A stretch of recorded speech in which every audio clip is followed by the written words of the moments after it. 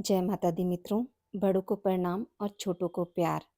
एक बार माता पार्वती ने भगवान शिव से पूछा, गंगा में डुबकी लगाने से क्या सच में धुलते हैं पाप?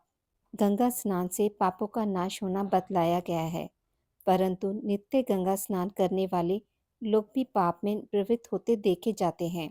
एक समय भगवान शिव और माता पार्वती हरिद्वार में घूम रहे थे। पार्वती जी ने देखा कि सहस्त्रों मनुष्य गंगा में नहा कर हर हर कहते चले जा रहे हैं, परंतु प्राय सभी दुखी और पाप परायण हैं।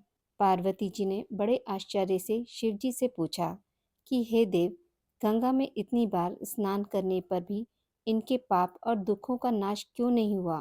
क्या गंगा में सामर्थ्य नहीं रही? शिव जी ने कहा, प्रिय, गंगा में तो वही सामर्थ्य है, परंतु इन लोगों ने पाप नाशनी गंगा में स्नान ही नहीं किया है, तब इन्हें लाभ कैसे हो? पार्वती जी ने आश्चर्य से कहा कि स्नान कैसे नहीं किया?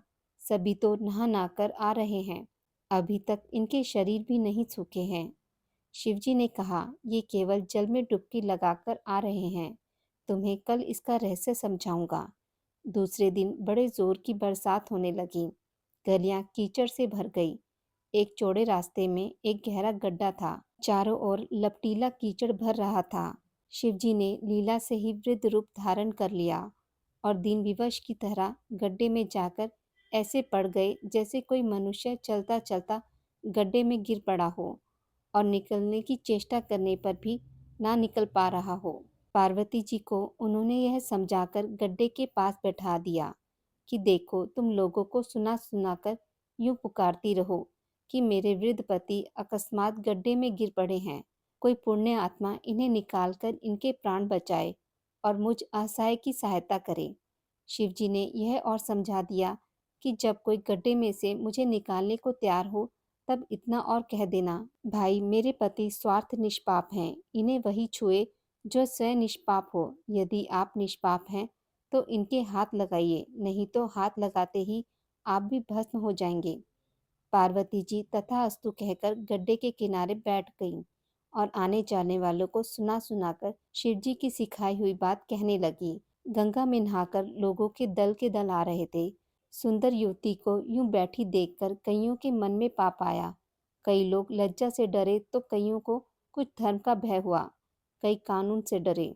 कुछ लोगों ने तो पार्वती जी को यह भी सुना दिया कि मरने दो बुड्ढे को, क्यों इसके लिए रोती हो। आगे और कुछ दयालु सचित्र पुरुष थे। उन्होंने करुणावश हो युवती के पति को निकालना चाहा, परंतु पार्वती जी के वचन सुनकर वह भी रुक गए। उन्होंने सोचा कि हम गंगा में नहाकर आए हैं तो क्या हुआ, पापी तो हैं ही, कहीं होम करते हाथ न जल जाएं। बुड्ढे को निकालने जाकर इस स्त्री के कथा अनुसार हम स्वयं भस्म न हो जाएं। किसी का साहस नहीं हुआ। सैकड़ों आए, सैकड़ों ने पूछा और चले गए।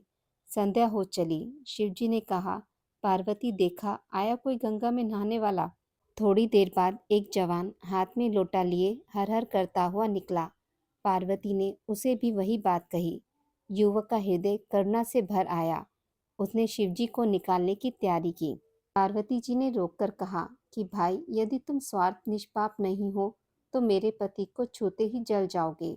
उसने उसी समय बिना किसी संकोच के दृढ़ निश्चय के साथ पार्वती जी से कहा कि माता, मेरे निष्पाप होने में तुझे संदेह क्यों होता है?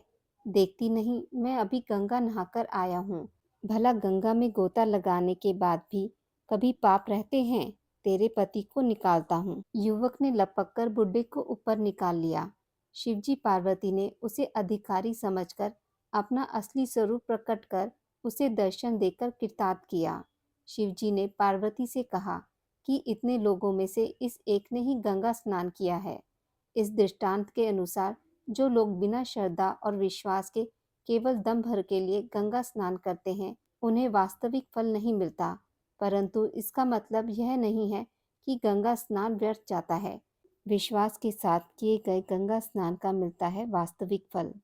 आज की इस वीडियो में बस इतना ही। मित्रों, अगर आपको मेरी वीडियोस पसंद आती हैं तो इसे लाइक और शेयर ज़रूर करें और पूजा पाठ से जुड़ी जानकारी के लिए मेरे चैनल को सब्सक्राइब करना ना भूलें।